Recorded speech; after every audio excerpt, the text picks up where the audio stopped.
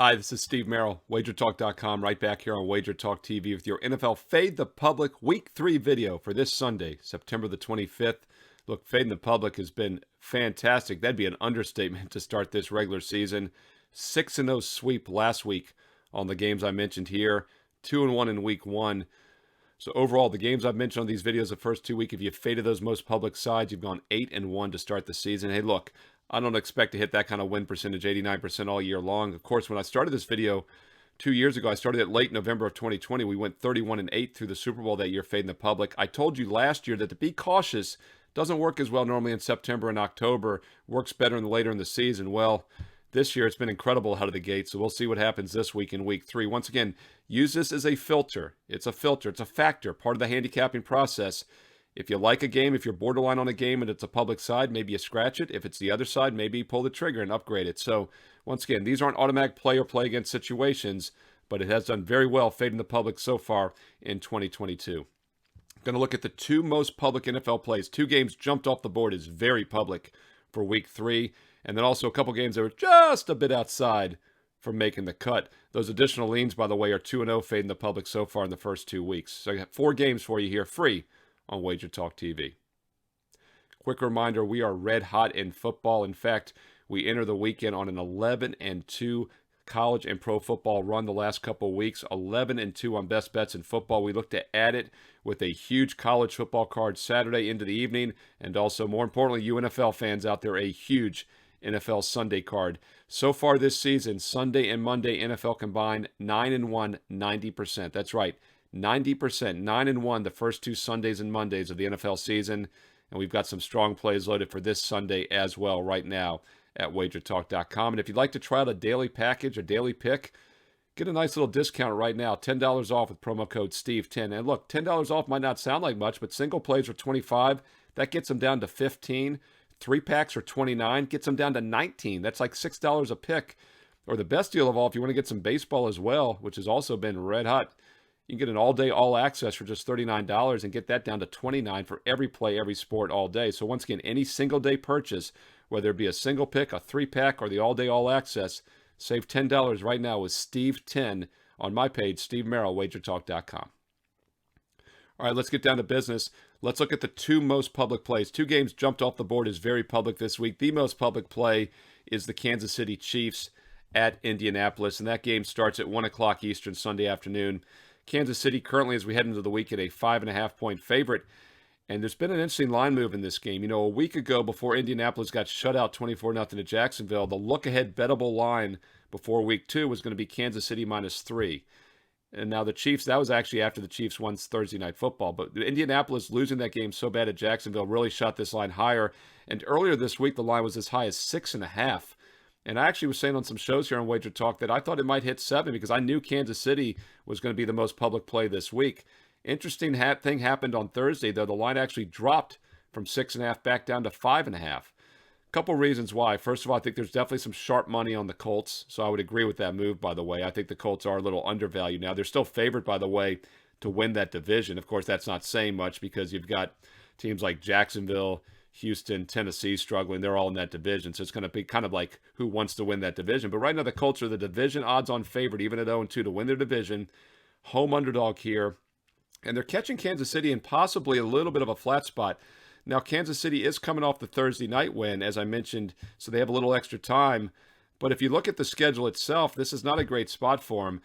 Big game against the Chargers on primetime football and a trip to Tampa Bay next Sunday to play Tom Brady and company, and then a Monday night game against the Raiders back at home after that, and then the Buffalo Bills on a short week right after that. So on the surface, this is a little bit of a flat spot. We'll see if it plays out that way, but there is a definite sharp square divide, the pros versus the Joes, whatever you want to call it, on this Kansas City-Indianapolis game because the Chiefs are the most public play this week, yet this line has come from 6.5 back down to 5.5 as we head into the weekend. One other game really jumped out as a very public side this week in Week 3 of the NFL, Sunday, September the 25th, and that's the Baltimore Ravens as a road favorite at New England. Another situation here where I think we can definitely say we have a sharp square divide, as Baltimore was a solid 3-point favorite all week long, and as we headed into Friday evening, dropped down to 2.5 at many books.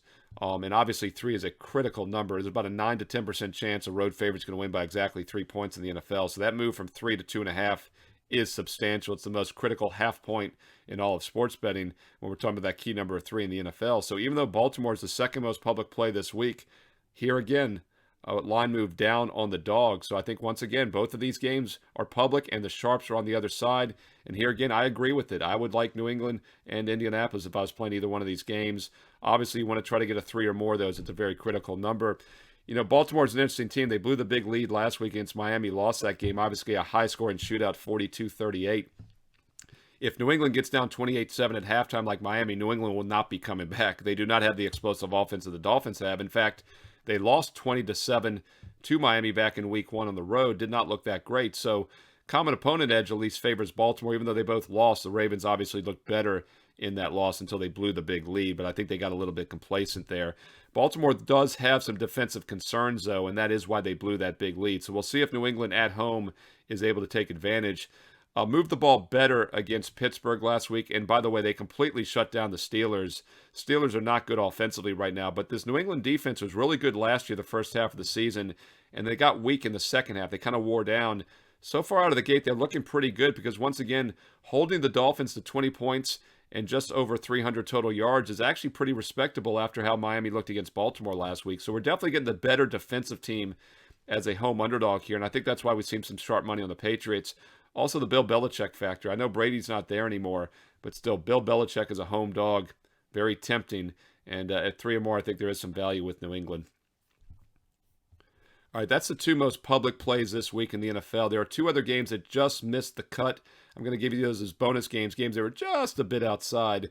But quick reminder, if you want my strongest NFL best bets this weekend, go to my page right now, Steve Merril, WagerTalk.com. You'll get the strongest NFL best bets, the same games I am personally using, backed by detailed analysis. And you can save $10 on every pick you make this weekend. Every single package you buy this weekend, daily package, $10 off. And by the way, you can use this promo code over and over again. So it's not just $10 off. It could be $50, $100 off if you're buying all the best bets. Steve10. Steve10 gets you $10 off any daily package. That can be a single play for $25, get it down to $15. Get a 3-pack, my Sunday NFL 3-pack, which is always extremely popular and profitable. Get that from $29 down to $19. That's a great value. Or the best deal of all is really the All Access. It gets all the daytime, the Sunday night game, any baseball I've got as well. $39 All Access. Get that down to $29 with that $10 code. So it's a pretty powerful $10 promo code for this weekend. And don't forget, if you're joining us on Saturday when this video went live, you can get college football as well still. So great day to try out Saturday college football, Sunday pro football, on an 11-2 football run as we head into the weekend.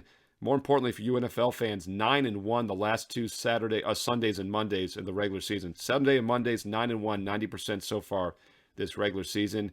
Get $10 off any package with Steve 10. And by the way, one added bonus I forgot to mention, inside the individual picks this weekend is a huge promo discount for the rest of the football season.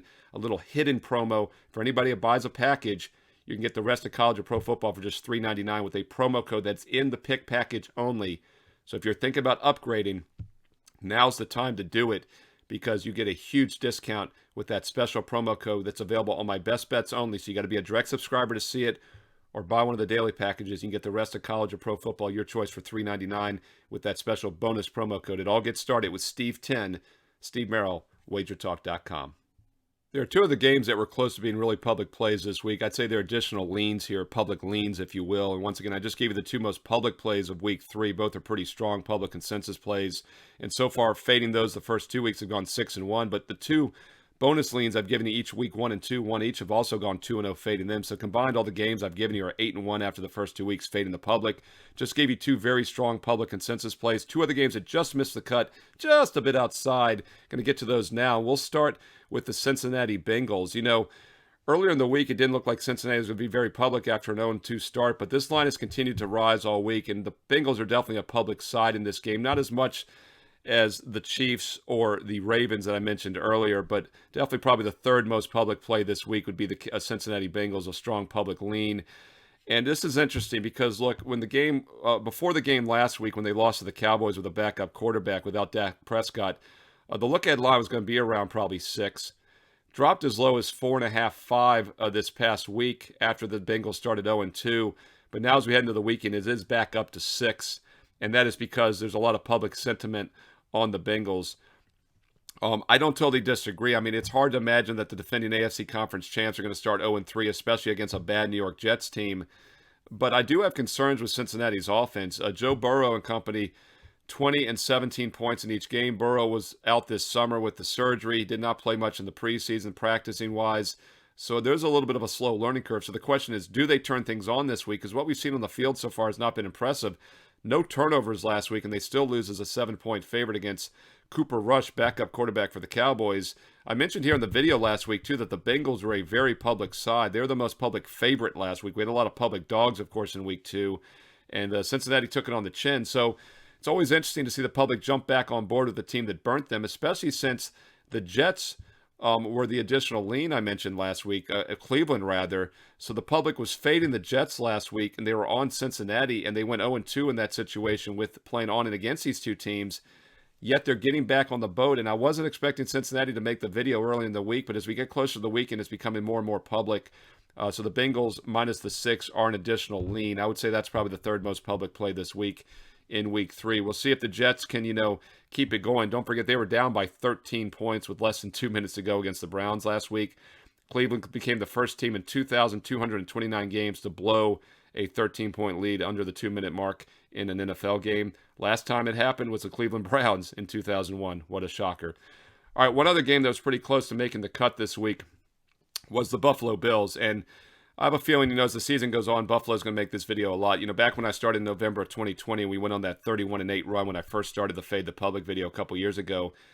You loyal viewers, the ones that have been with me from the start, will remember Kansas City made it almost every week, and Kansas City kept winning games but not covering, and that's one of the reasons the point spread record was so strong here, and it's because the line was always inflated a couple points, and Kansas City was just missing out. Buffalo is going to be the most public team this season. They're the Super Bowl favorites in the betting odds. They've also been the best team the first 2 weeks. So I do think as we do this video week after week, if Buffalo keeps winning and looking impressive, they're going to be a public play. What's interesting about this spot is the line has risen, and before they played Monday Night Football, the look-ahead line was going to be around 4 to 4.5. That actually was a bettable line. They blow out Tennessee, and then it goes as high as 5.5, 5.5 this week. It's where it's heading as we go into the weekend. Bills do have some injuries on defense, especially in the secondary, and that's obviously not good against an explosive Miami team that is also, by the way, 2-0 straight up in ATS. Mentioned earlier when we talked about Baltimore that Miami came back from a 28-7 halftime deficit. So 2 ways to look at that. They were bad enough defensively to get down big, but they were good enough offensively to come back. The one constant, both teams have been good offensively this year, but Buffalo's defense has been lights out, giving up just 8.5 points a game, 3.9 yards per play. Dolphins are giving up 7 yards per play. So tremendous difference on defense, but Buffalo is a bit banged up with some injuries as we head into the weekend. Keep an eye on the injury report for both these teams. And also the heat and humidity of Miami. Back in week 1, I mentioned that Joe Ranieri told me, he's a Miami guy, WagerTalk.com, and Joe said that, look, the visiting bench in Miami is in the sun. It's in the heat all day long. They bake in September games, and New England struggled in week 1. They're a northern team. Buffalo, another northern team, will be in the same situation here. Plus, they're coming off the short week, the Monday Night Football home win, and traveling. And you really make an argument, 2 big wins. Yes, they had extra rest after the Thursday night game, but that was a primetime season debut against the Super Bowl champs on the road. Then the Monday night home debut last week against Tennessee. Now they're traveling on a short week into the heat and humidity of Miami. So definitely can make a case it's not a good spot for Buffalo, even though I do think they're the best team in the NFL. So once again, Bills are a little bit of a public lean as well. I'd say that's the 4th most public side overall this week in week 3.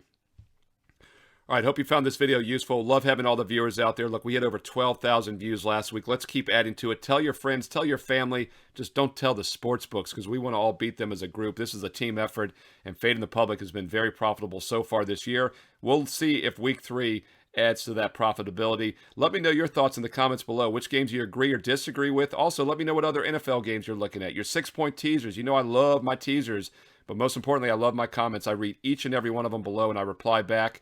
Smash the like button if you haven't already done so. And most importantly, if you haven't hit subscribe, make sure you do so. We're at over 102,000 subscribers here on WagerTalk TV.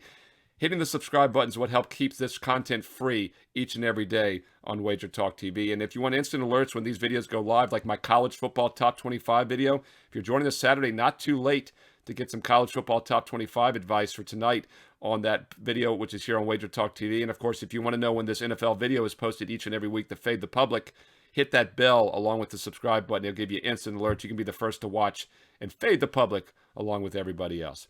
Once again, best of luck this weekend. I'll be back on Monday guest hosting Wager Talk Today. So I'll be back on Monday, noon Eastern, right here on this channel for more sports talk and a recap of the weekend action. Thanks for watching. Best of luck. Have a great weekend. Enjoy the games, and let's all win together.